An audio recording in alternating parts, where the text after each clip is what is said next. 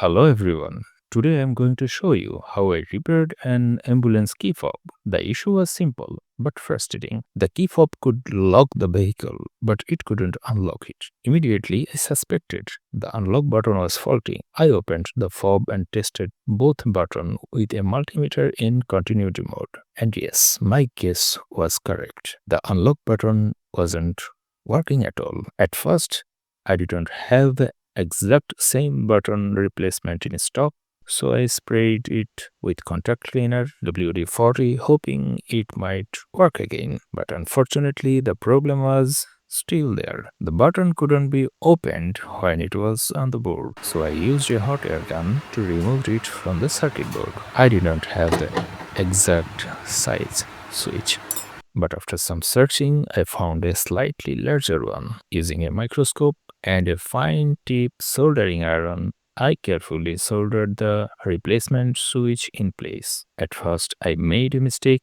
I accidentally soldered the wrong pins, so the circuit showed the button as always pressed. Realizing this, I removed it again and soldered it correctly. Since the new button was bigger, it shifted a little to the side. That means the case might not press it properly. To fix this, I glued a small hard plastic piece on the top of the button so it could be pressed easily from outside.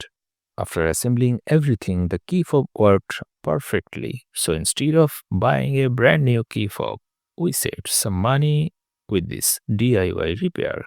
If you enjoyed this repair story, don't forget to like, share, and subscribe for more electronics fixes. Thanks for watching.